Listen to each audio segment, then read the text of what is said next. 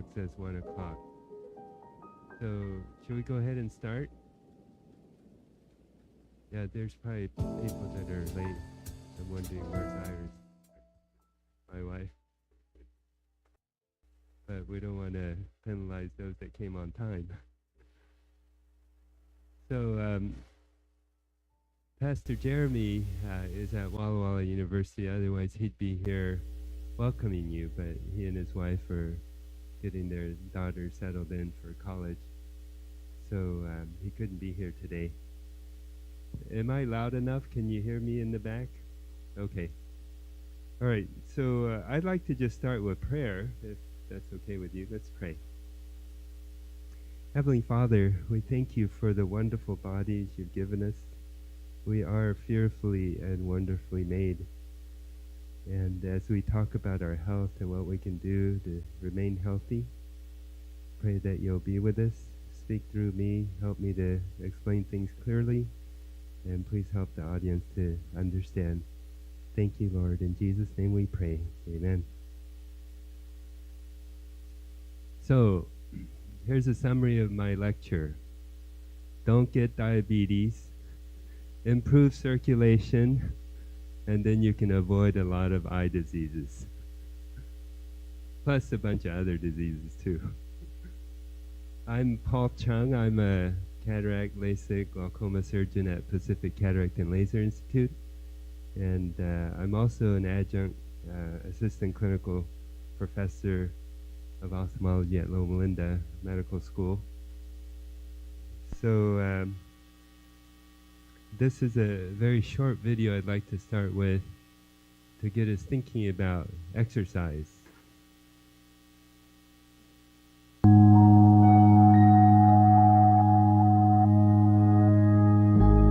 What will your last 10 years look like? Will you be quick enough for a game of tag with your grandchild? Strong enough to embrace every moment?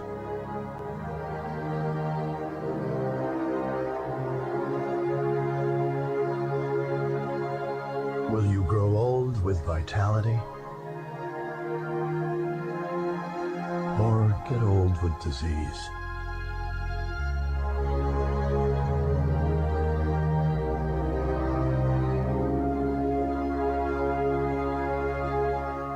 It's time to decide. Sorry that that video quality is not very good, but I took it off of Instagram, so it's supposed to be seen on a small screen, but I enlarged it. But you know, that's basically the choices that we make. You know, we all have different genetics. We had no decision or no input on the family that we're born into.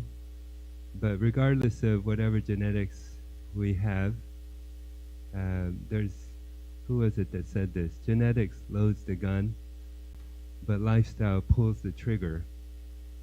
So we can all improve our health by our lifestyle. Last week, Dr. Arvi talked about the New Start acronym.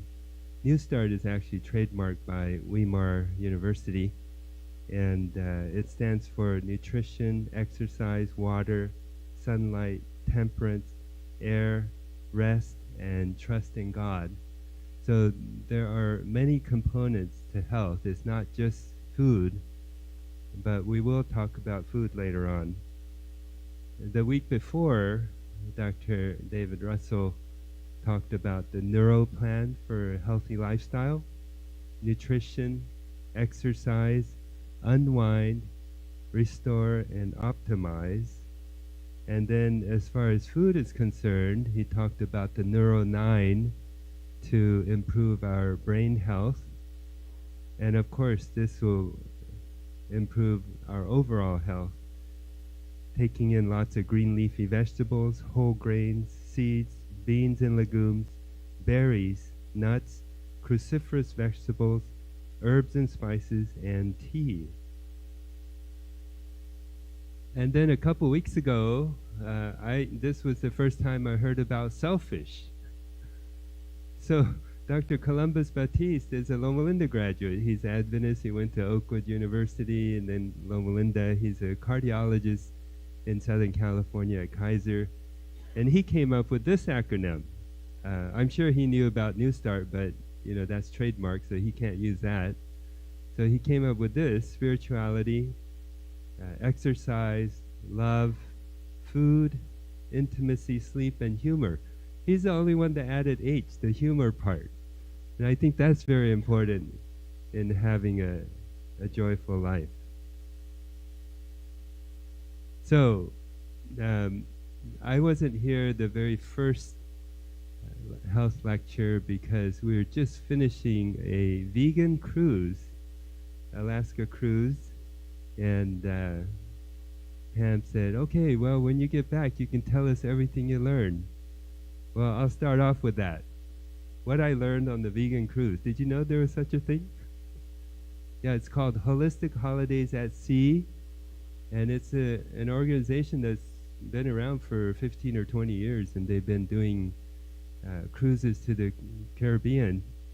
But this was their first Alaska cruise, and Iris and I always wanted to do an Alaska cruise, and one of the best parts about Alaska cruise is all the food's provided, everything's provided, but since we are vegetarians, we knew there wouldn't be much to eat. But with this, there'll be lots to eat. So we went, and these are some of the main points that I learned. So while the cruise was cruising in the water, they had different lectures. And then when we were at port in Ketchikan, Juneau, and what was the third place? Sick? No, it wasn't Sick. No, oh yeah, that's the fourth place. Victoria was our last stop. Skagit. Yeah, so different Alaska cruises stop at different ports, but those were the ports we stopped at.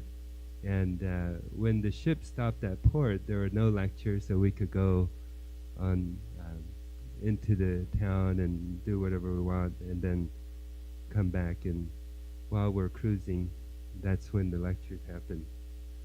So the food you eat can be the slowest form of poison. Have you thought about that?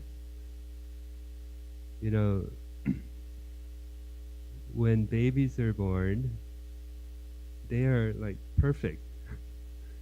And they have so much reserve that even if they don't, like kids don't eat that healthy, they still seem fine because their bodies are healthy and young and they can recover and they haven't had a lot of stress on their bodies.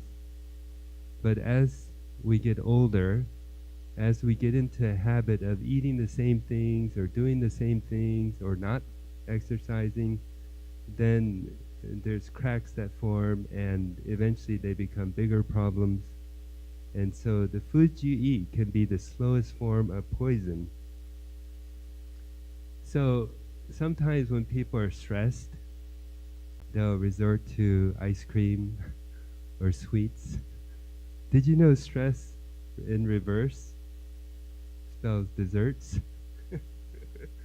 Yeah. So Dr. Batiste is the one that mentioned that. So try not to do that. Don't go to desserts when you're stressed. SOS is a universal code for distress, but those are the three items that really distress our bodies: salt, oil, and sugar. Maybe a little bit of it is okay, but most of us are consuming way too much, and that's what's causing a lot of our health problems. The 90% rule. Okay, so you've heard lectures for 2 weeks, and today we'll talk more about what to eat, what not to eat, what to do, what not to do. But the 90% rule is you don't have to get 100% to get an A. In a lot of classes, even if you just get 90%, maybe 92 or 93%, you still get an A.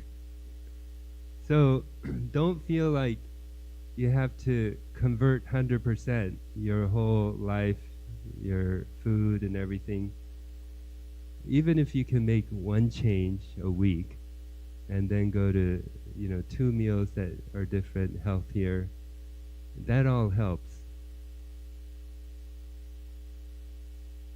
Now, a high percentage of dementia is vascular. I remember when I was in med school, we heard there's Alzheimer's disease, and then there's a condition called multi-infarct dementia. Well, multi-infarct dementia is where you have so many strokes in your brain that it's noticeable on MRI or CAT scan. There's white spots where there shouldn't be. So they know that your brain's not thinking straight because you've had many strokes. But even if that's not visible on a scan, a lot of dementia is because of poor circulation in the brain. And avoid ultra-processed foods. Eat mostly whole foods, plant-based diet. So basically, if it's something you buy at the store and you look at the ingredients and it has more than 2 or 3 ingredients, then it's probably ultra-processed. Probably a lot of those things you don't even know what they are.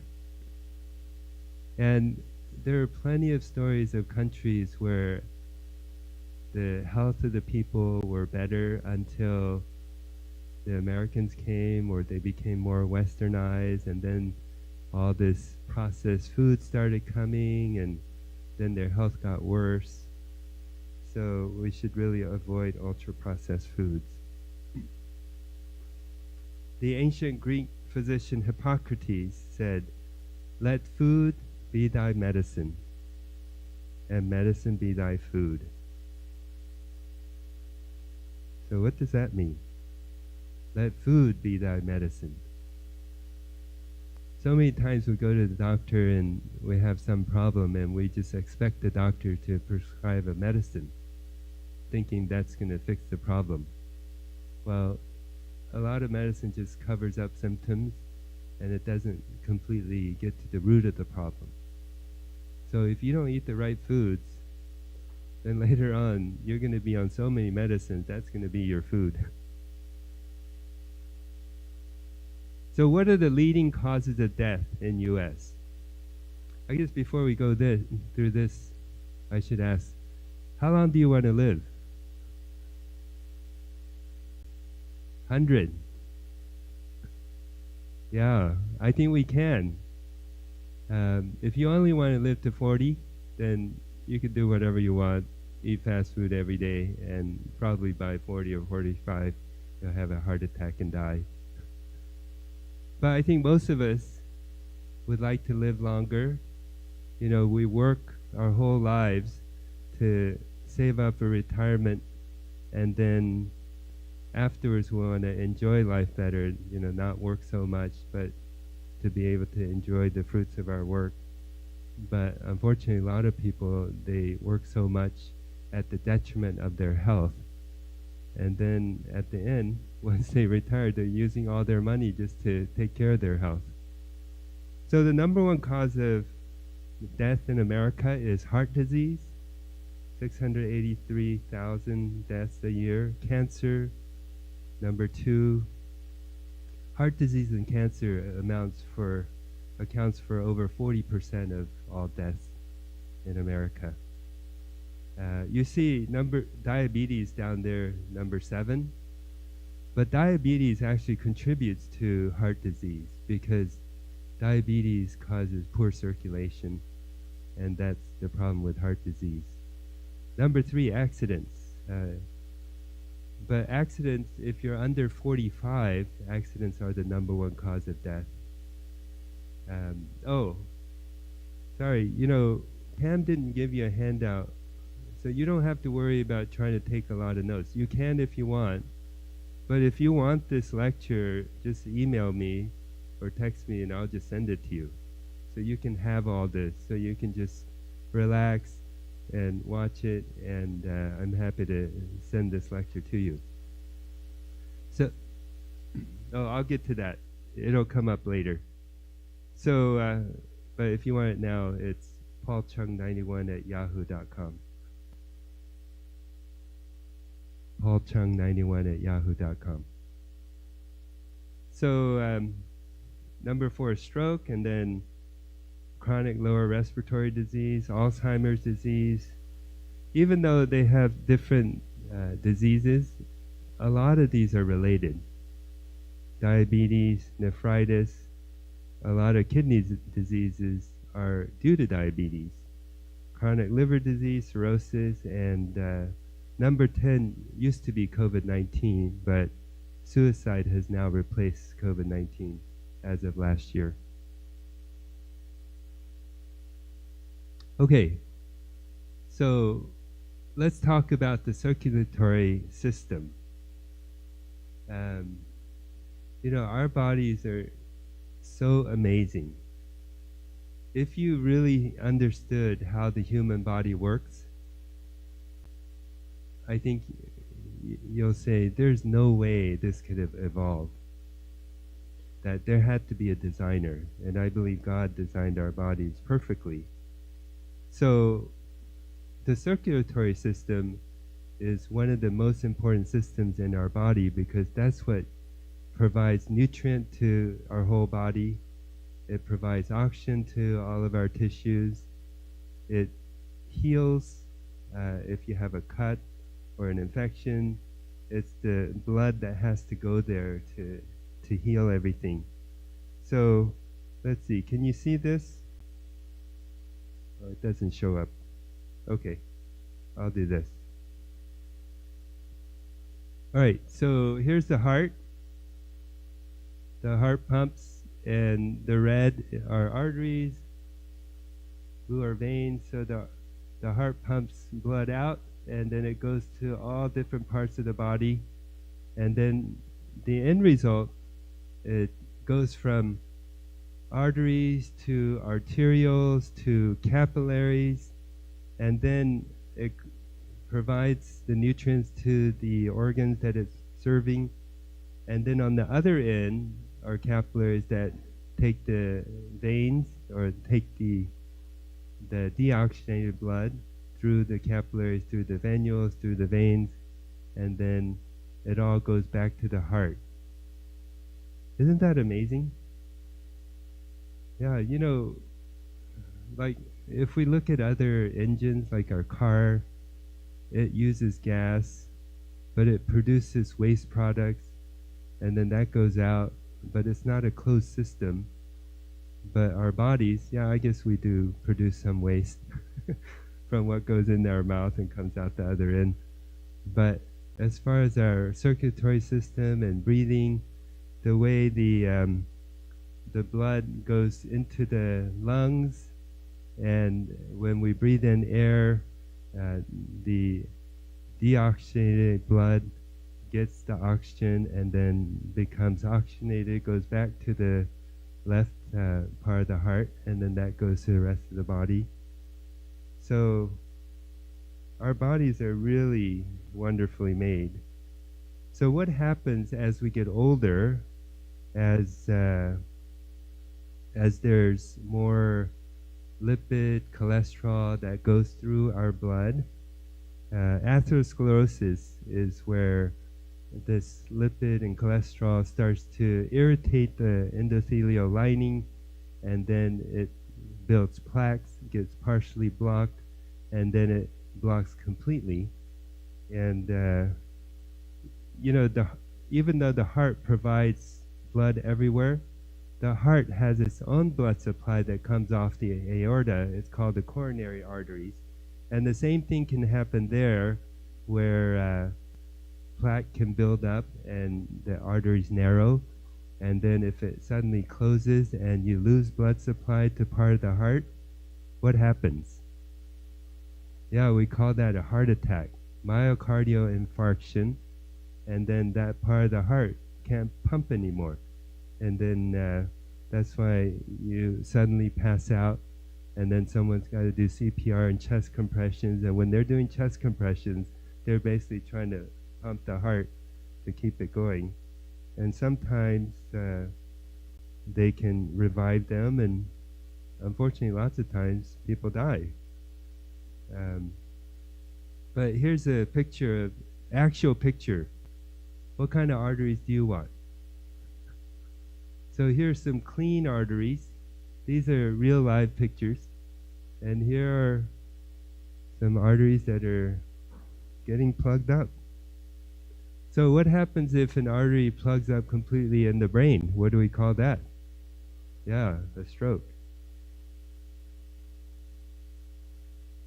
So how do we improve circulation? First thing is exercise. You wonder, well, why should we stress the heart? Because wouldn't that just wear it out? Like a car, if you keep on driving it at 100 miles per hour, wouldn't that eventually mess up the car? Well, our bodies are different. In order for it to function normally, you need to actually stress it to push it to its limit so that it will function better, so that normal everyday circulation it actually gets easier. It makes the heart stronger. We'll get back to exercise, but diet controls what goes in the bloodstream. And if only good things are going into the bloodstream, then the arteries stay clean.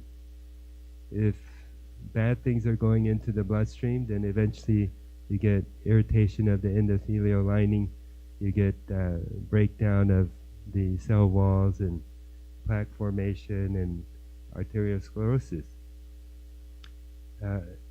Quit smoking. That's another thing we can improve that can help with circulation, because smoking, it can constrict blood vessels, and that certainly makes it hard for the blood to go through if the vessels are constricted. Reducing stress. Yeah, almost every patient I see, I tell them, well, you got to reduce stress. But how much does that help? How do we do it? Well, it goes back to the New Start program. Trusting in God, prayer, even the way we interact with people, how we respond. So there may be different stressors in all our lives, but the way you respond is your choice. So sometimes you can get rid of stress, sometimes you just have to figure out how to deal with the stress. So why do we have to do hard things?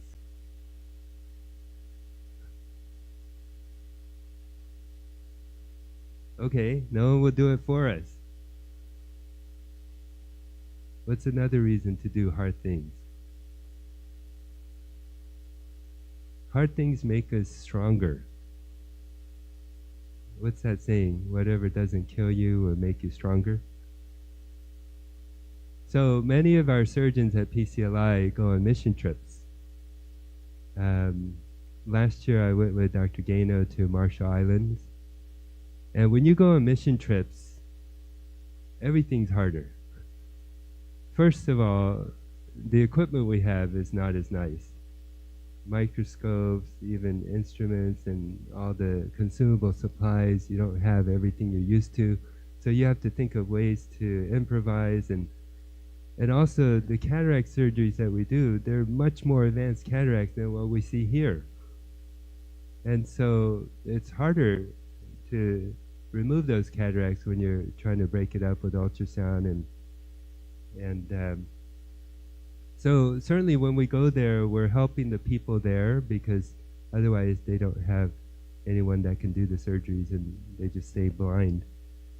But when we come back, even the toughest surgeries here, they're just so easy.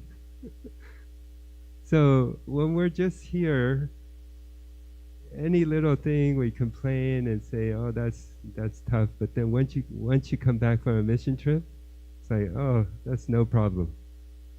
And that lasts for a few weeks, and then afterwards we're complaining again. Bruce over there, he used to be in charge of equipment and maintaining everything in the ORs and things, and I would complain, oh, we need to fix this microscope, or we need to replace this, and he would just laugh. He goes, well, aren't you glad you're not in North Korea? Because over there, the microscope, I could barely see to do surgery. And yeah, so the reason to do hard things, the reason to go on mission trips, is not only to help the people there, but when you come back, you're actually a better person. Yeah, I'm a better surgeon because of these challenging surgeries that I've had. Okay, so why do we need to exercise our bodies? Yes. So the more we exercise, as we exercise, our blood pressure goes up, we start breathing heavy, our hearts pump faster, so then the heart gets stronger. And if you haven't exercised for the last 10 years, and then all of a sudden you try to exercise really hard, because the heart's not used to it, you can stress it and you could have a heart attack. So, part of my goal today is to motivate you to exercise. But if you're not in the habit of exercising, just start off slow. Okay, just think, okay, it took me 10 years to get to this point. Let's give myself at least a year or two to get back to where I was 10 years ago. Okay, I want to just tell you about the value of squats. All right, can everyone stand up? So, whenever ski season comes, I start doing squats.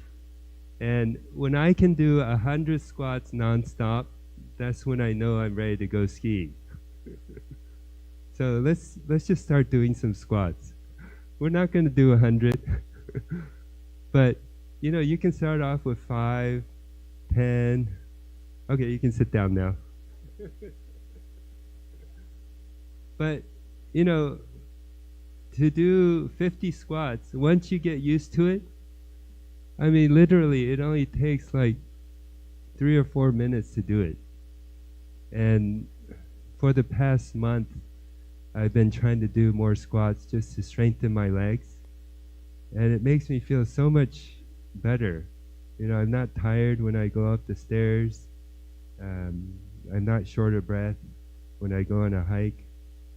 So that's just one exercise you can do. But of course, we should exercise the rest of our bodies. And then to really strengthen the heart, you got to jog or do something that makes you breathe heavy and it makes the pulse go up. Okay, so I'm an eye doctor, so we have to talk about the eye. And part of the reason I'm giving this lecture today is because I wanted to share what I've went through and try to encourage you guys to do better. Those that have known me for a long time know that I used to wear really thick glasses. And about 5 years ago, I noticed my left eye being a little hazy. And even before that, Dr. Curtis Burkhart, who's standing in the back, he's my optometrist. When I had my annual exam with him, he goes, oh, you have some early cataracts developing. But, everyone, as they get older, starts to develop cataracts. But it's a question of how bad is it? Is it affecting what you want to do? That determines whether you need surgery or not. But then, 2020 was COVID.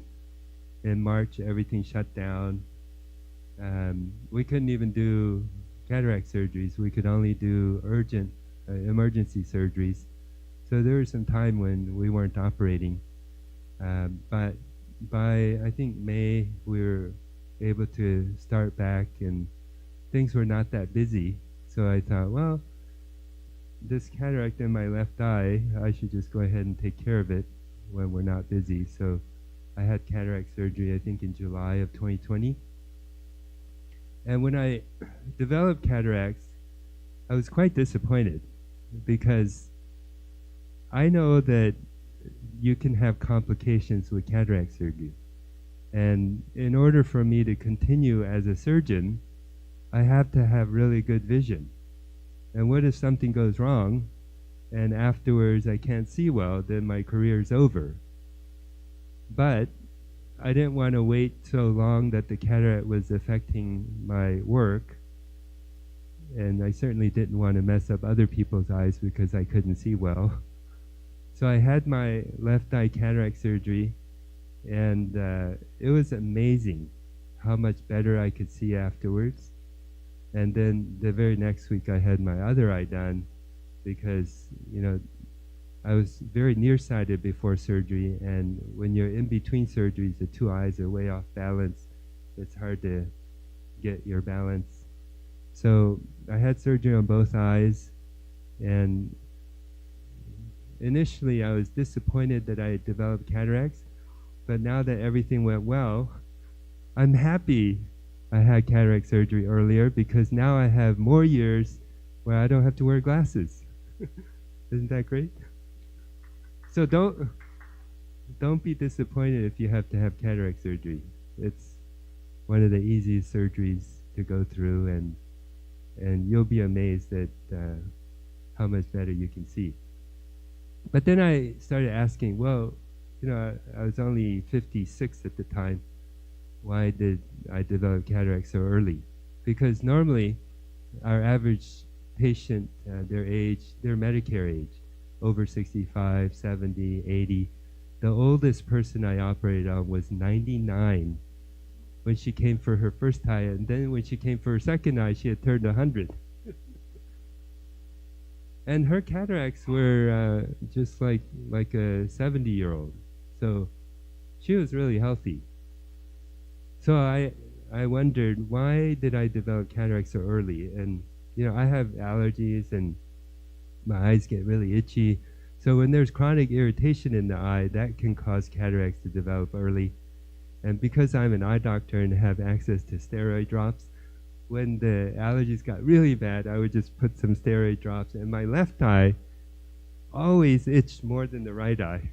So I thought, oh yeah, I'd probably put more steroid drops in my left eye. And steroids can cause cataracts too.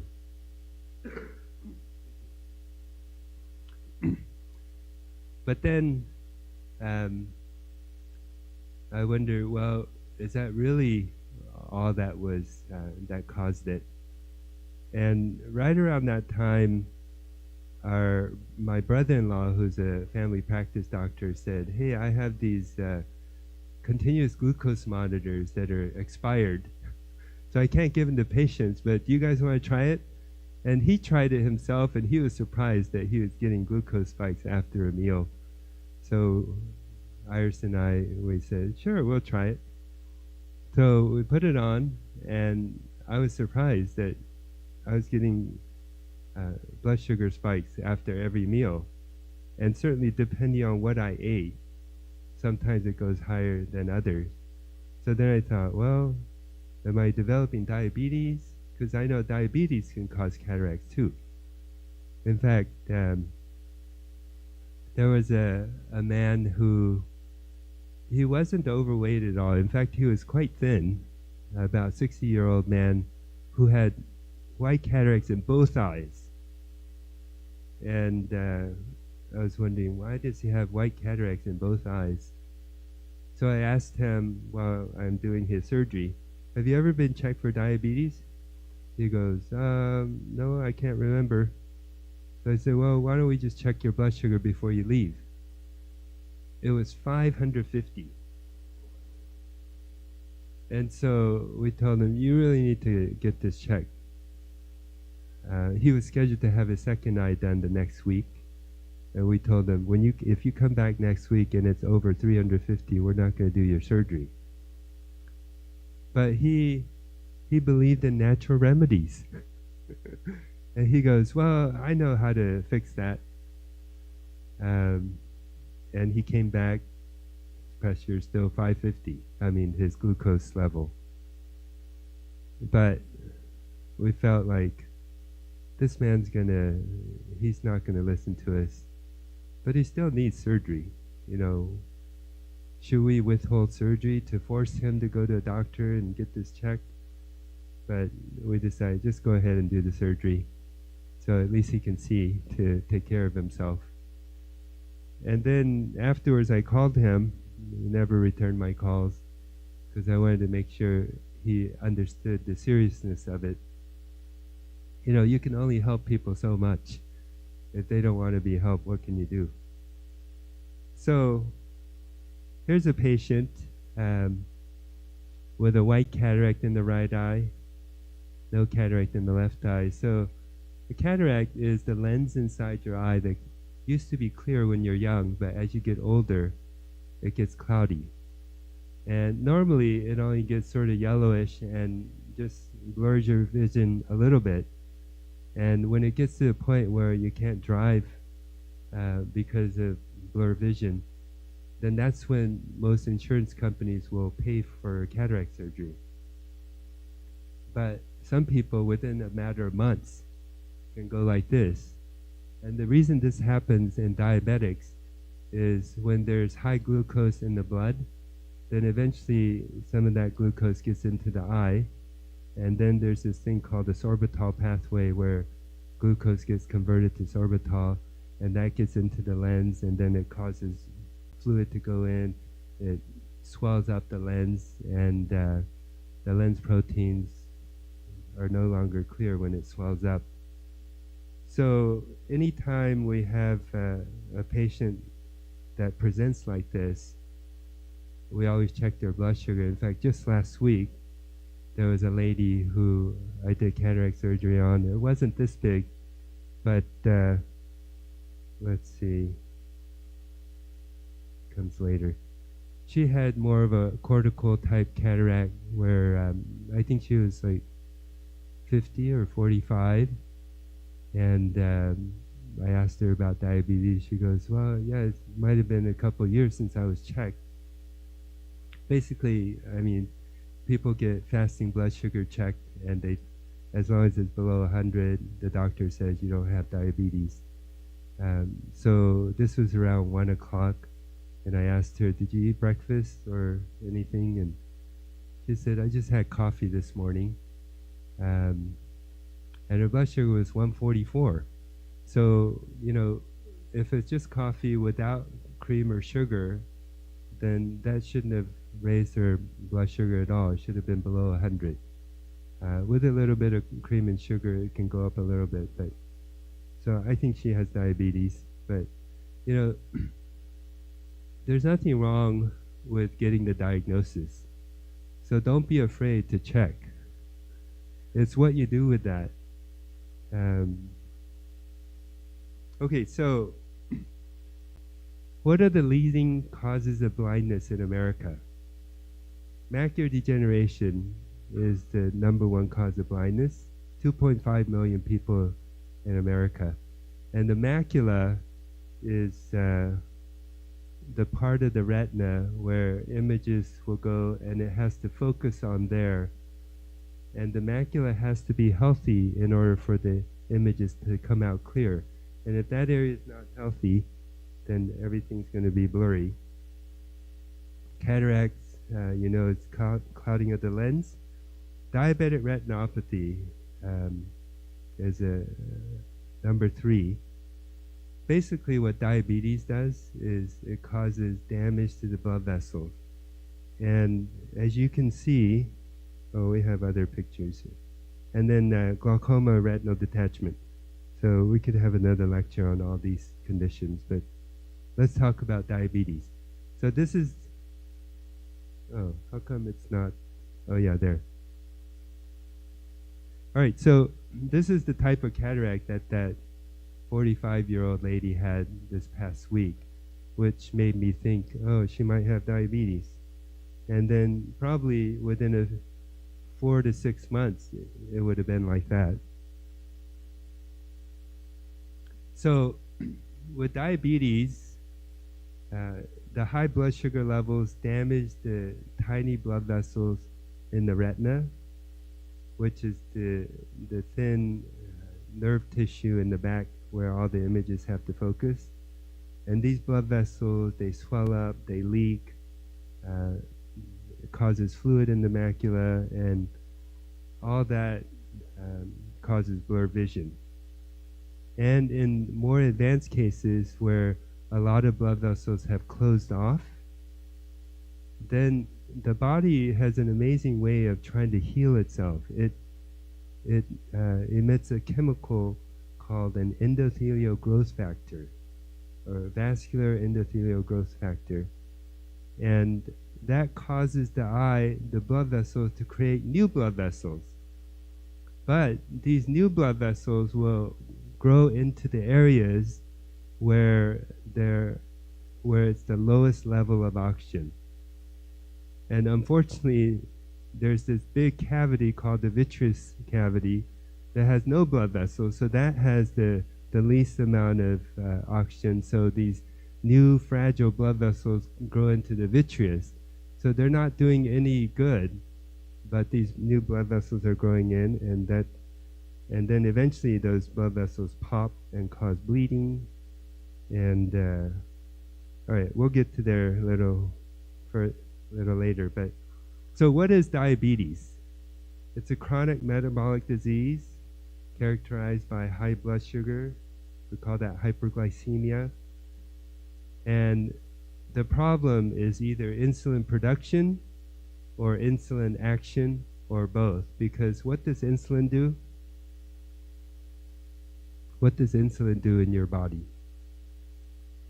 What? Okay, so whatever food we take into our bodies, we eat it, it's in our stomach, our intestines, and then that food gets broken down, gets absorbed by the blood. That's the way it gets to the rest of your body. The blood absorbs it, and then before it even goes into the blood, it breaks it down to glucose. And when glucose levels, oh here, this is it. So glucose goes into the blood. When glucose levels increase, a signal gets sent to the pancreas saying there's too much glucose. The pancreas produces insulin, and the insulin comes into the bloodstream, and it's the insulin that makes the glucose go into the cells. If you don't have insulin, the glucose cannot go into your muscles, your fat cells, your liver. And so the problem can be in type 1 diabetics, they don't produce insulin. So their blood sugar just rises, it can't get out of the bloodstream into the cells. That's why they have to get insulin injections. With type 2 diabetes, they do produce insulin, and maybe they don't produce enough insulin, or I think the bigger problem is the insulin receptors on the tissue, the target organs, have resistance. They don't work as well. So the insulin that's around isn't working as well, so the glucose can't get out of the bloodstream, and that's what causes the glucose to go up. So one way to fix that problem is to fast. If anyone who has high blood sugars, if they just stop eating, eventually the blood sugar will go down. But if you try that long enough, you're going to die because we have to eat. So, all right, we went over that, type 1, type 2. You see, the majority of people in America, or actually in the whole world, 90 to 95% of them have type 2 diabetes. Yeah, there are 5 to 10% that have type 1 and they have to give insulin injection. And then there are some who get diabetes when they're pregnant. But, and then there's some other more specific types of rare diabetes. But we're going to focus on type 2 diabetes. So in America, there are 38.4 million people with diabetes, and about 3 times as many of those people with prediabetes. And the key in treating diabetes is catch it early. Well, a better thing is to prevent it from ever happening. But then, if you catch it early, you can do something about it before it becomes diabetes. And even if you have diabetes, the better control you have, the less end organ damage you're going to have. All right, I'm going to just go quickly because we're running out of time. All right, this is the main point. It's a major public health issue because diabetes contributes to heart disease, stroke, kidney failure, blindness, and limb amputations. You know how diabetes does that? Well, we can see it directly in the eye. You know, the eye is the one place in your body where you can actually see blood vessels and nerve tissue live, right? I mean, sometimes you can see it on your skin, but some blood vessels. But here's a patient, maybe hard for you to see, but they have these blood vessels right on the edge of their iris. Okay, Dr. Burkhart, you can't speak, but does anyone know what this condition is called? Oh, maybe Grace might know. She works at Dr. Burkhart's office. So, this is a lady that came in just on Monday. She had count fingers vision in both eyes, meaning that no matter what glasses we put in front of her, she couldn't see well. All she could do is count how many fingers are in front, about 2 or 3 feet away. And her pressure in this eye was like 50, and this eye was normal at 15. Normal eye pressure is between 10 and 21. And if you have a pressure of 50 for a few months, you'll be within a few months you'll be completely blind. So she had this for about a week, and this is what one of the things that diabetes does. So we call this neovascular glaucoma, where new blood vessels have grown in because her eye is not getting enough oxygen, because the diabetes has caused a lot of her blood vessels to close up. And so it's creating new blood vessels, but all these new blood vessels are just causing more problems. They're not going into the places that need it. And it grows into the drain of the eye, which is in the periphery here, and that causes the pressure to go up. So this is how the back of the eye looks. This is not her, because we couldn't get a good picture of the back, but this is what diabetic retinopathy looks like. So here are arteries. Well, the narrow ones are arteries, and these are veins.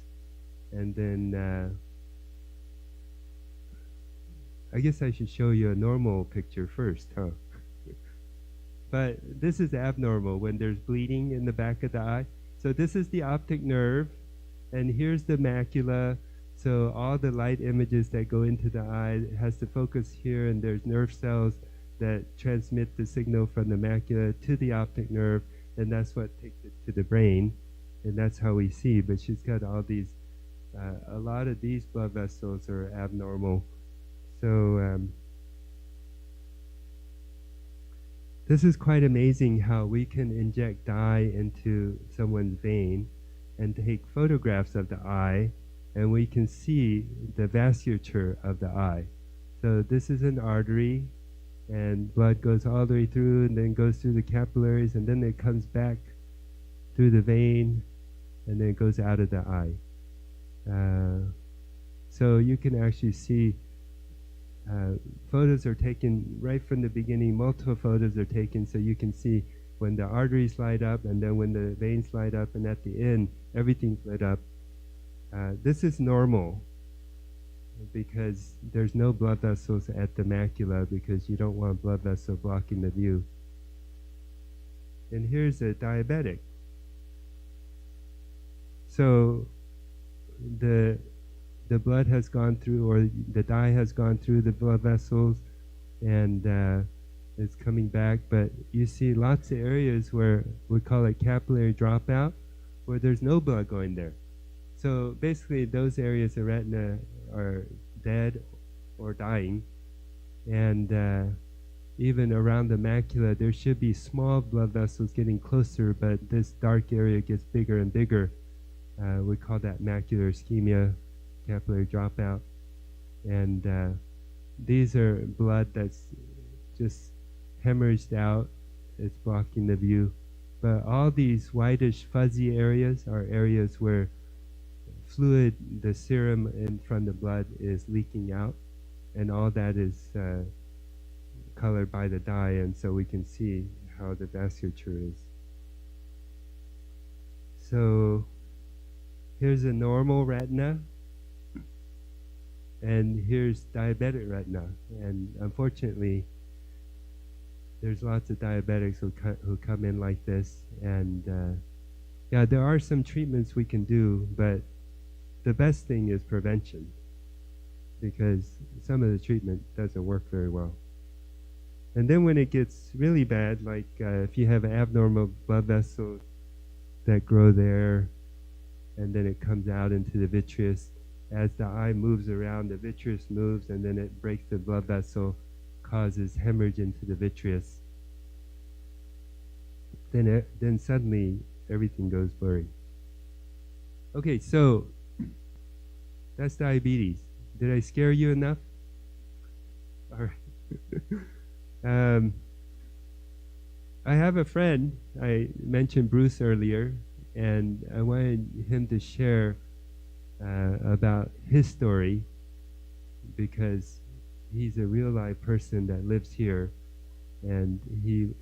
Okay, come on up, Bruce, and hopefully you can learn from his experience.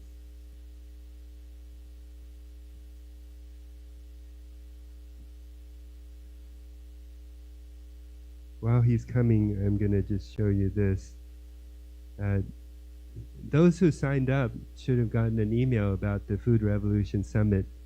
It's a docu-series that talk about this different aspects of food and this different aspects of life and how food can affect it. Cancer, heart disease, diabetes. So if you didn't get the email, you can email me and I can send it to you, or you could email Pam. All right, Bruce, thanks for sharing. So I'm here to scare you.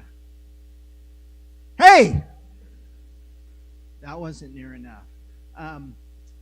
So I was always really healthy, I thought. Took good care of myself. Didn't smoke, didn't drink.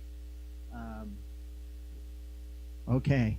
And I also exercised a lot, but when I got into my 30s, I got a job where I sat a lot.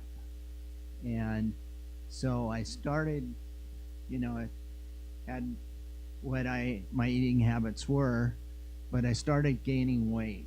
And I thought, okay, I got to exercise a little bit more. I need to eat a little bit less. And as that time went on, I was a pilot, so I had physical every couple of years, and I thought that would take care of it. But, they weren't checking for things that they thought that your regular doctor would check for, and I didn't go to the doctor besides that because I felt great. And then I got diagnosed with diabetes, and I was pretty disciplined, and it didn't take me long to reverse it. And I had asked my doctor, I said, my blood sugar still spikes up after I eat. And he goes, I said, do I have enough insulin? He goes, oh, you've got plenty of insulin. You're doing good. And so wasn't long till I was off my medications and everything. And I really didn't spend enough time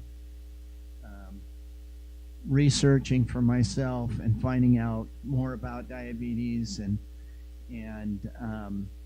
so I thought I'd cured myself. Once you have it, you're always going to have it. You can get your blood sugar down, but if you aren't careful about what you eat, you're going to have insulin or glucose spikes, and that's going to cause damage. And so I went through that period where I thought I was feeling great, and I had damage going on that I, really didn't know. So pretty much I was like the smoker that's got the deal because they've got a trick, and so you can hear them talk, and sitting in the wheelchair, and a lot of my friends, I tell them, or they're starting, or I see all the signs with them, and they always go, oh, I'm going to do this, like Dr. Chung was talking about the patient he had who had remedies. So I was fortunate enough, I got two things. I got to go to Umar for a few weeks, and that was really good, and I think that's a great program.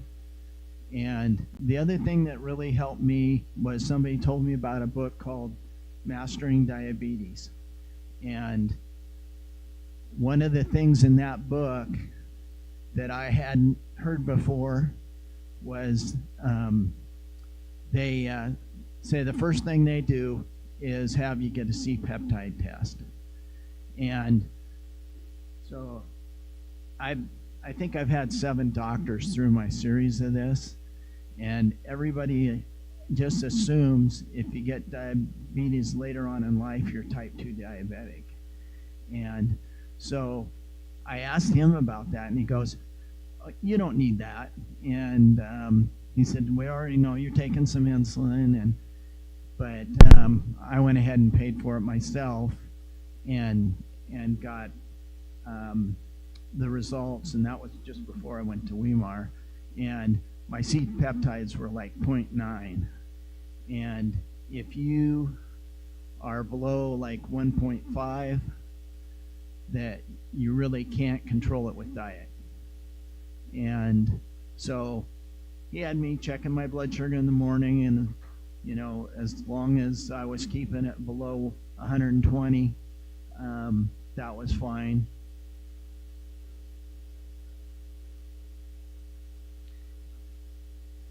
Yeah, that's basically what it does. It tells how much insulin your body's producing, or also you may have another autoimmune thing that's keeping the insulin you are producing from getting the glucose into your cells. So I think there's 4 things that can affect your insulin, and there's actually 4 autoimmune things that can affect your insulin. And but every time I rotated to another doctor, you're type 2 diabetic, and here's what you're doing, and so even now I'm to the point where I'm retired and I should be able to enjoy my life, but I've got it's affected my vision, it's affected my feet, and so one of the things, my wife and I like to play pickleball, so I really can't do that now because I can't tell how hard my foot's touching the ground. I can think I have it picked up and take off, but it's still on the ground, so I trip and fall. So I had to quit doing that. The other thing is that, I'm sorry, going without the microphone, but your diet, he was talking about your diet, and something that kind of was surprising to me is I was watching a program on ants and all the different kinds, the workers and the soldiers and the queen and the males, and the ants, all of the eggs are laid and they're all the same, and what they turn out to be is totally based on their diet. So, and that's something that I would want to say to anybody right now is take care of your diet and the exercise that you can do. And so the Mastering Diabetes really helped me. So the last doctor, every time I get somebody and they'll retire, or I have to go to somebody new, so I had this new person, and so I could get, my prescriptions renewed. And I came back to her, and within 3 months, she wanted to see me again in 3 months because I was new to her. And my A1C was 5.6. And immediately she freaked out, thought she was going to be in trouble because that's a normal blood sugar. You can't be diabetic. But I still was having spikes up to over 200. And those spikes affect you, especially once you already have damage like I do. And that was the problem with the doctor I had before that didn't want to have me have the C-peptide test because their reimbursement is affected from the insurance companies on whether they prescribe within the parameters of what is considered normal practice. And also with my glucose monitor, he didn't want to give me a glucose monitor because you don't need that. And so you just check your blood sugar in the morning and you'll be fine. But I have spikes even now. When I'm very careful with my diet, my blood sugar can go up over 250. So find out if you're diabetic at all. Take it super serious. And I think I've probably eaten up all the time I should. Thank you very much, Bruce. Thank you. It's hard to come up and share your own story, but appreciate you sharing, Bruce. He cares about all of you.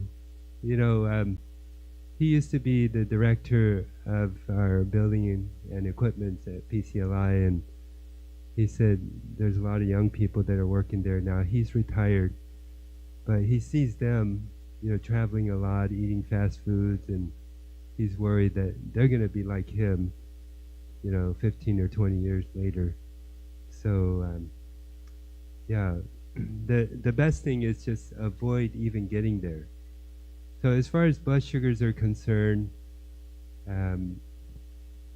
it should remain below 140. When my wife and I got continuous glucose monitors on, and blood sugars were spiking after every meal, we thought, well, maybe this CGM isn't really working right. So we got one for our son, our 18-year-old son, who eats 3 times as much as I do, and his blood sugars never went over like 130, even after a big meal. So when you don't have prediabetes, your insulin level, glucose level, that system is so fine-tuned that as soon as the blood sugar starts going up, pancreas sends out insulin and then immediately takes it out of the bloodstream. So that's the goal, and the question is, how do we get there? So it's not just diet. It's also exercise, because if you exercise right after you eat, your blood sugar goes down. In fact, just yesterday, after eating a good-sized meal, my wife and I went walking, and immediately my blood sugar came down. But then when I came back home, and I didn't eat anything more, it started going up again. And then eventually came down. But if I didn't exercise, it would just keep going up and then eventually come down, because I'm still producing insulin. But if I kept on not eating healthy, then it could stay up.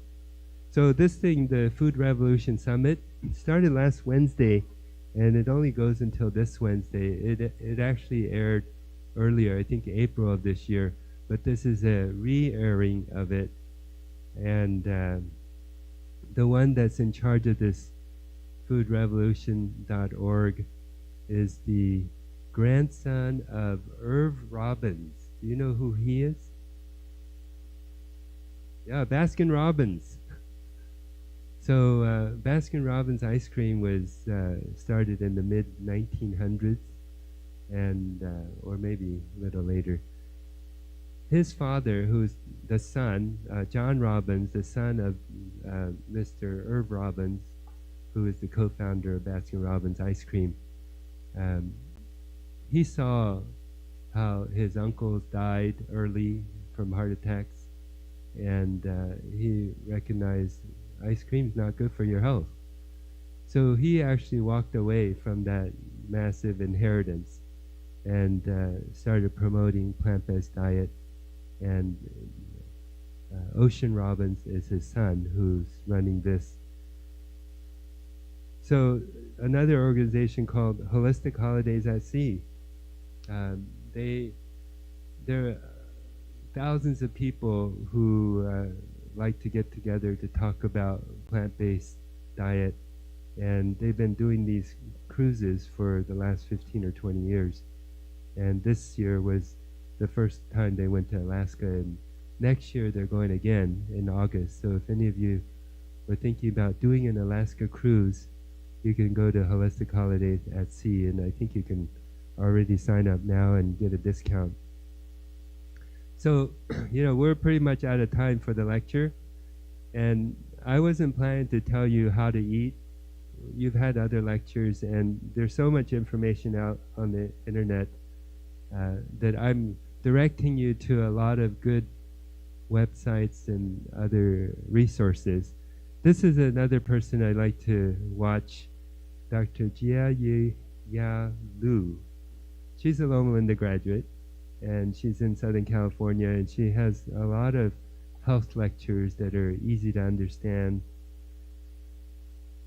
Michael Greger, he's also a promoter of plant-based diet. He wrote this book, How Not to Die, and that's a really good book. Are you guys aware of the Libby app from our local library? Well, they have this on audiobook, so you can borrow it and just listen to it if you don't have time to read it. They have the book on the Libby app as well. How Not to Die? Oh, Libby app. Okay, so your local library, if you go online, Libby, Libby, I think that's like library, Libby. So they have so many audiobooks and other things you can borrow through that app, and it's really convenient because you just search and you don't even have to go to the library, except you do have to get a library card to get started because you have to sign into that app with your card. So Michael Greger also has a website called nutritionfacts.org, and if you sign up with your email, you'll get an email, I think once a week or every day. Wow. On different topics, and you can search for whatever topic you're interested in. He is not religious at all. He believes in the earth being billions of years old, but he's 100% plant-based, and he reads so much literature, and he can explain why a plant-based diet is better. And then if you have specific questions about, well, what about eggs, or what about flaxseed? How should we eat it? How should we cook it? He has all that information on nutritionfacts.org. This is another good video we watched about 10 or 15 years ago, Forks Over Knives. How many of you have seen that? Well, we have it at home. If you want to borrow a DVD, I'll let you borrow it. You could probably find it on YouTube or Netflix. But you'll be amazed when you watch this. And basically it's saying what we do with our forks could prevent the possibility of having to go under the surgeon's knife to get a cardiac bypass surgery or something. So it was made by Dr. Esselstyn, who was a cardiac surgeon. So he's someone who's been doing these bypass surgeries, and then he realized that, wow, just with a plant-based diet, you can reverse heart disease. And he shows the patients that have reversed it, And some people think, well, if you're vegetarian or vegan, you can't be very strong. Well, there's a bunch of pro athletes who are plant-based. And this movie called The Game Changers is quite eye-opening. Okay, so going back to the continuous glucose monitor. Did you know you can get a free one? You go on the internet and just search free CGM. And these two will come up, Dexcom and Freestyle. Freestyle Libre 2, Libre 3, and Libre 3 Plus. This one is 3 or 3 Plus because it's a little smaller. The Libre 2 is bigger, maybe about 50% bigger. And then you download an app to your smartphone, and with the Libre 2, you have to actually scan it, and then it downloads the information. It only holds 8 hours of information, so if you happen to go too long, it doesn't download everything. But the Libre 3 or the Dexcom G7, it automatically, by Bluetooth, sends it to your phone, so you don't have to keep on scanning it. And the Libre 3 holds 12 hours of information. If your phone happens to be somewhere else, it'll store it for a longer time. So the way you get it is you just go online. If you can't find it, just email or text me, and I'll send you the link. But they'll ask you questions like, do you have diabetes, or what insurance do you have? They'll only give it if you have private insurance.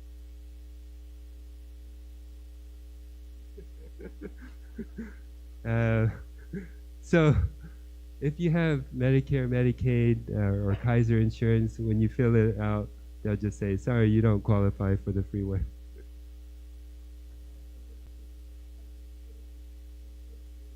Again, and just say no insurance, and then she got it. All right. I want to tell you about Adam Sudd, a friend that I made on the vegan cruise I went on. In 2012, he was 350 pounds, and he tried to commit suicide because he hated his life. I think he was in his 20s, and it was terrible.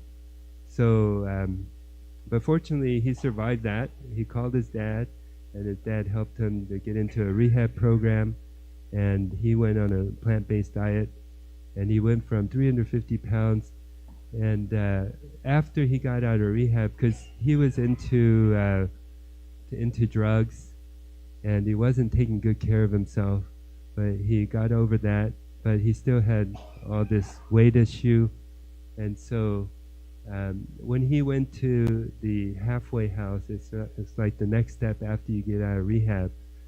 The director of the house said, okay, we want to help you as much as possible to be healthy. So what food do you want us to buy so you can be healthy? And he asked for only 5 things. And I asked him, did you eat anything else? He goes, no, these are the only 5 things I ate. He said, I asked for oats, potatoes, rice, beans, and frozen veggies. I'm sure he must have had some fresh veggies when it was available, but the frozen veggies you can get all the time. And he said literally in the first 10 months, he lost 100 pounds. And then after that, he lost another 75 pounds. And this is him on the cruise ship. You know, I was working out in the workout room, and I saw him there. So I took a picture of him. So do you guys want to see some pictures from the Alaska cruise? All right, so this was Princess Discovery cruise. We left Seattle, and you know the main reason we go on the Alaska cruise is to see glaciers. Unfortunately, there's not much there.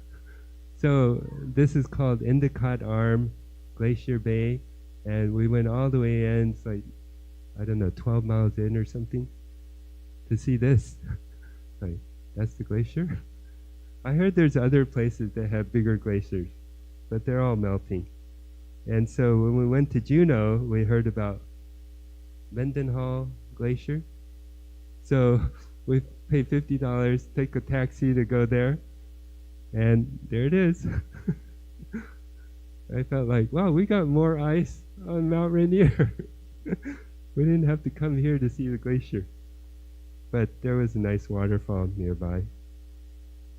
So we had lots of good vegan food. You know, this steak, vegan steak, it was amazing how even the consistency and the taste was very similar to steak. This one's not as healthy, but the rest of this is healthy. Soy, yeah.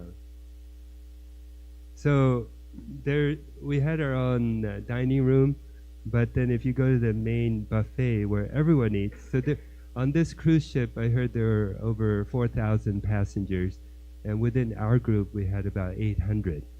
But I heard on the Caribbean cruises, they have like 2,000 people within their group, the vegan group. But even you can eat at the dining room or go upstairs to the buffet, and they had pretty much the same vegan food there, and that's all vegan. But I wanted to see, you know, what other foods there were, and you know, there's all types of meat. And as I was walking by, I felt like, wow, you know, and people are just piling their plates, and I'm thinking, wow, that's just clogging their arteries. So, yeah, that's what you see on a cruise. It's all you can eat. And these were my last 2 meals on the ship, trying to be healthy. And then when we got home, we had a couple of friends who have gardens, and they brought those over, and that was so nice. You know what's better than having your own garden? Yeah, having friends with big gardens. So this is what we ate that night after we got home. Trying to be healthier. All right, any questions? Oh, you know, I think we're sort of running out of time. There was a 5-minute video of Adam telling his story. If you email me or text me, I can send it to you, send you the link. It's on YouTube. If you just search Adam Sud, S-U-D, on YouTube, you'll see his story there. So I'd like you to go there and listen if you can. All right, so I think now Pam is gonna do or someone's gonna do a cooking demonstration before we let you taste some of the food. Now, remember I said the 90% rule? You don't have to completely convert, because our taste buds are used to certain things.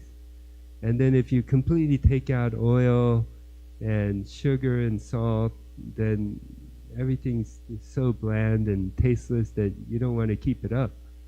So it's okay to slowly transition. So some of the food you have tonight might not be 100% healthy. Maybe it's only 90% healthy, but they're all plant-based. I think some of them may have a little more oil than we'd like to have it ideally. All right, any questions? Yes. Oh, yes. Let's see. Yeah, I'll go back up to that.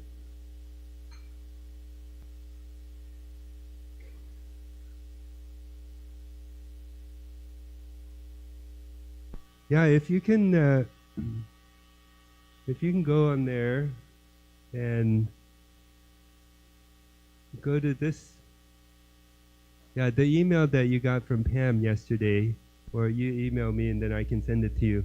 If you go on there, you can listen to today's, and you might be able to listen to yesterday's presentation, and then there's 3 more days.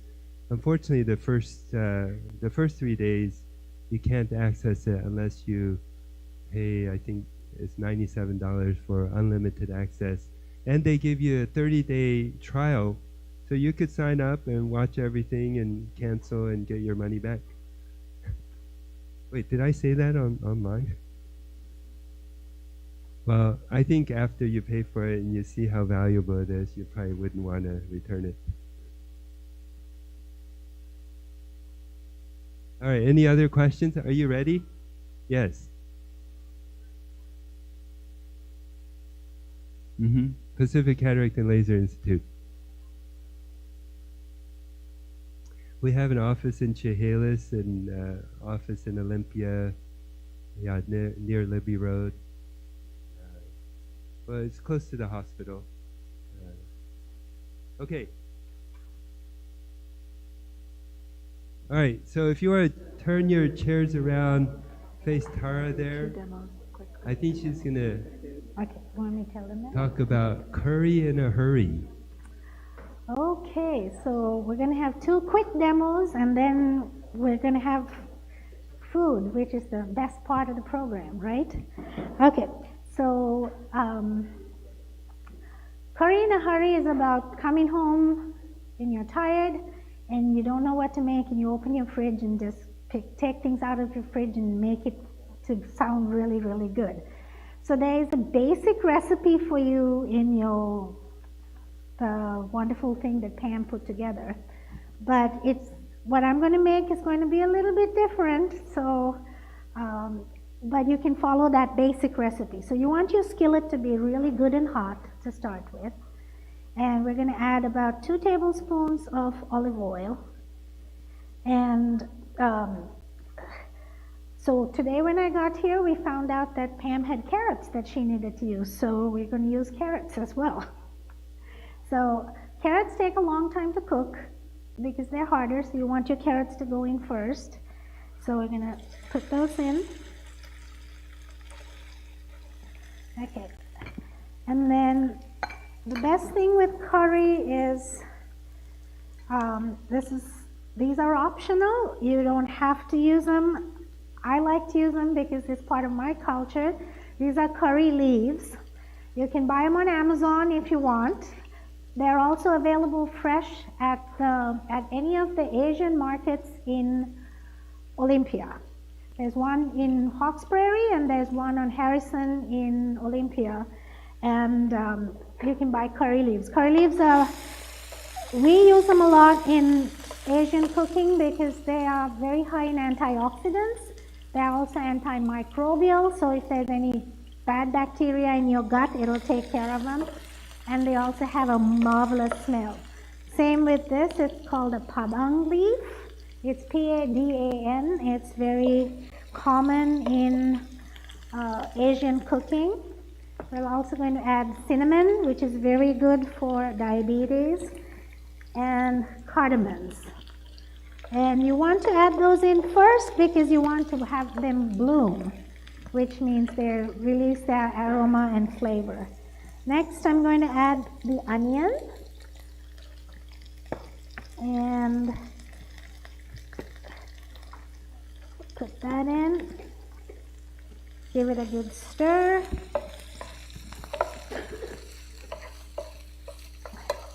So, curry leaves, padang leaves, and I found out that cardamoms and cinnamon, they're all very good for reducing blood pressure as well as blood sugar. So you can do this. So at this stage is when you can add whatever protein you want. So if you want to add tofu, you can add tofu. If you want to add your fake chicken, you can add your fake chicken. You can add Beyond Burger, or what's the other one? Impossible and Beyond. There's Impossible Burger and there's Beyond Burger, and I tend to like the Beyond because it doesn't have wheat products in it, and I try to stay gluten-free as much as I can. So once this is going, then we're going to add some ginger. I prefer to add about 2 inches of fresh ginger, but I couldn't find any at the store, so we're down to that. And then we're going to add, at this stage, we're going to add some kidney beans. These are washed and drained, so that'll add protein to your curry.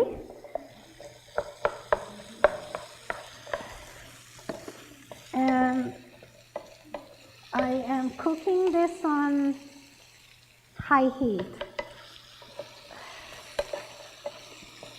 We're going to also add some green beans. And those are just frozen green beans.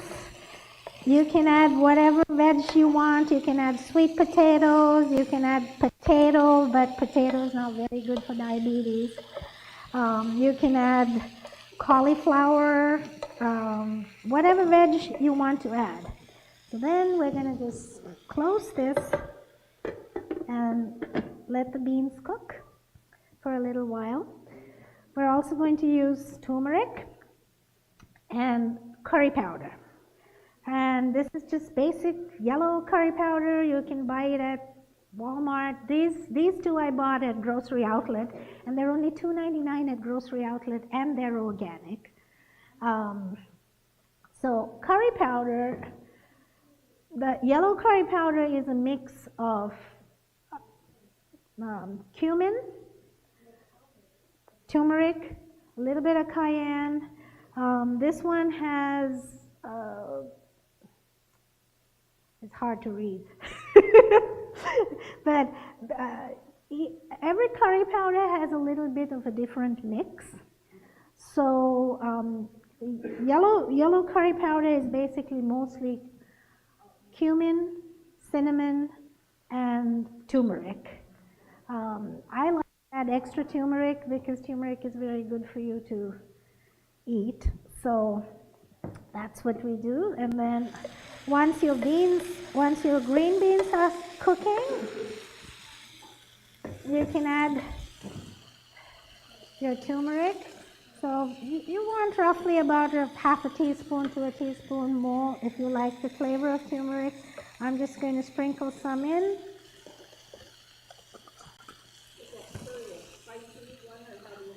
This curry is not spicy at all because it does not have any peppers in it. If you would like the curry to be spicy, you can add red pepper flakes, or you can add fresh jalapenos, which have a lot of antioxidants in them, and they're good for you. At this stage, we are going to add our cabbage.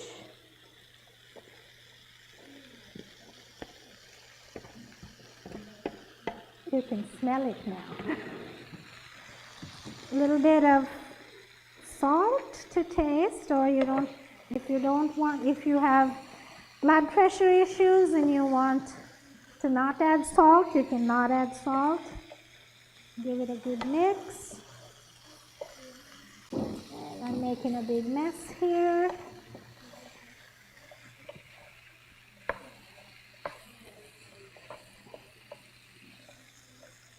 And then lastly, once your cabbage is wilted, you're going to add a can of coconut milk. You can add less if you want less juice. Trick is not to put any water in it because cabbage has a lot of water. So unless you want a very watery curry, and in the next 5 to 10 minutes, that'll be ready to eat. So that's curry in a hurry.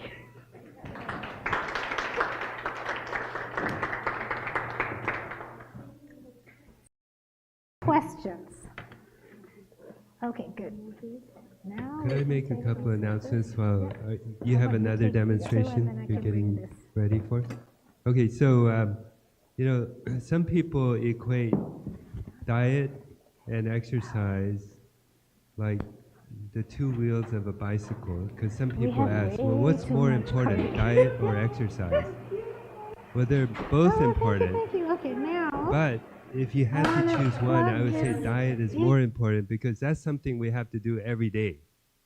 You know, exercise is a choice, and we should choose to exercise regularly. But, you know, diet, if you're eating diet that's going to hurt you, then your health is going to get worse from the foods we eat. And if you eat healthy food, then our health gets better. And then Bruce had a comment that he wanted to make that he forgot to make earlier. That was when I first started looking at that Mastering Diabetes book. They had reviews and online, and I looked at some of them. One of the guys said that it was impossible to a diet to follow, and I had heard another guy who said that people tell me that it's torture to have to eat like this, and he said, just wait till you've gone blind and you've had your lower legs cut off, then you'll know what torture is.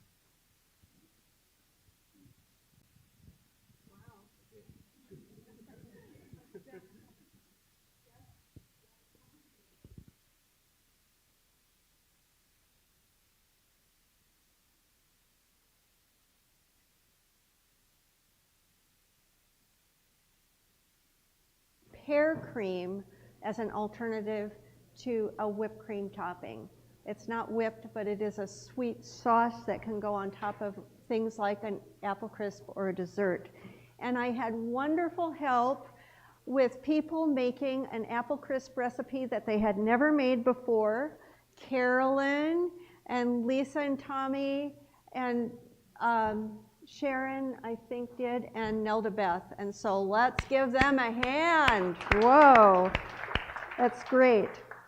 So the pear cream that we're going to talk about, it's very, very simple. I rinsed half a cup of cashews, raw cashews, and I rinsed them earlier. If you don't have a high-speed blender, you want to take a few moments to let them soak in the juice, the pear juice that is in your can of,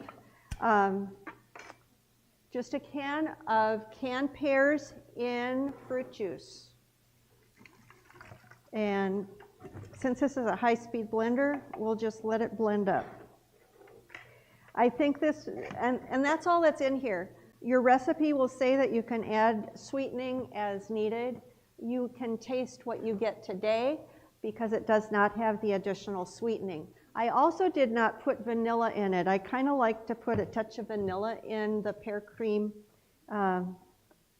You can decide for yourself. So we're going to make some noise. Oh, and it's not blending. There we go.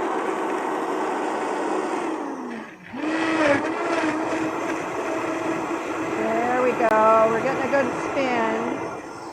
And we'll blend that up until all of the grit of the cashews is smooth and creamy.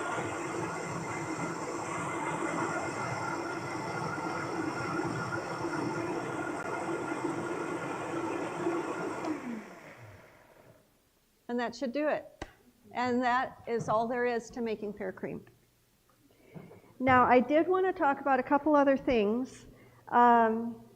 There are going to be, you have several, I think 4 recipes for different salad dressings in your handout.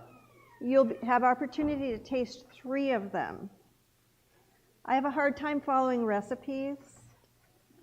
And so you might make note that on the spicy peanut chili lime dressing, which is actually, first I've made it. It was developed by a friend of mine who actually developed recipes for the pharmaceutical company Merck to keep them at a certain level of sodium and a certain level of calories and fats. And anyway, I put in half the sweetener in the peanut dressing. And so one of the dressing is a peanut, spicy peanut chili lime dressing, and that does have peanut butter in it, just so you know. The creamy dill dressing, I also didn't follow the recipe. It calls for Mrs. Dash lemon pepper, and I tasted the lemon pepper, and it just really spiced me out. So then I tasted the Mrs. Dash, and that also really spiced me out because it's really high in pepper. And the onion and herb was okay, but I already had onion and stuff in there, so I just put a little extra marjoram in there. So you can do what you want, measure with your heart, and make your salad dressings. Now when you go out to eat and you get a salad and it's loaded with dressing, you're getting a lot more calories and fat in your dressings than you would in actually the salad. And one strategy that you can use, if you think about it ahead of time, is ask for dressing on the side, and then just dip your fork into your dressing on the side, and then stab your salad, and you get a nice flavor of dressing, but you don't have the overabundance of the extra fat, the extra salt, extra preservatives, because you're not making your dressing at home when you go out, right? Okay, is there anything else we need to talk about? Any other questions about the recipes or what we're going to do? We do have apple crisp today. We have curries. We have salads, and there are 3 dressings that you can sample. Question? I noticed on the vegan apple crisp, there's no flour in there. With my apple crisp, I always put a little flour in there. This recipe, is flour a bad thing? Yeah, this recipe did not call for it. And this one, I actually made, no, I didn't follow the recipe. Sorry. I added raisins to the apples, kind of a quarter cup of raisins to the apple portion. But no, there's not flour called for, and it's just the oats and the, what is it? The oats and the maple syrup. And I think you could even cut back on the maple syrup. Well, flour is more refined, and it's okay. You just don't want to overdo. You mean like for a thickener in the apples? Right. Like I use it underneath. Yeah. It's okay. See what you think of it when you have it. The desserts will be on this table. The curry and salad will be on the main table. Any other questions? For thickening? Yeah, cornstarch also works for thickening. Yeah. So, either way. Any questions? Oh, have you ever heard of eat your colors? Is this what it means? Oh, no, no. Eat your colors, and you'll see all kinds of beautiful colors on your main table, in your curries, in your salad. And, another thing as far as dressing goes, one thing that I like to do is just squeeze a little lemon or lime on my salad if you're trying to cut back on the fat and the calories of the dressings. Okay, There's one more thing. Sorry, Paul. I think you have on your table a brochure for the Hope Rising seminar that's going to be coming up. And it's just a personal invitation to come and check it out, see what it's all about. Thank you. Oh, and extra handouts from the previous series are up on the buffet table there. Yeah.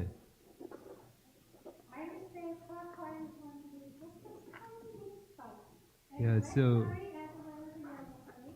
we have white rice, we have sticky brown rice, and we have brown butter.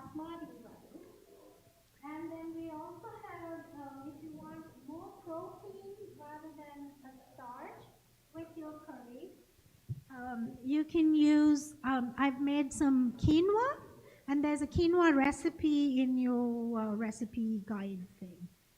As you can try the quinoa and see if you like it. And quinoa is a good source of protein rather than having a starch.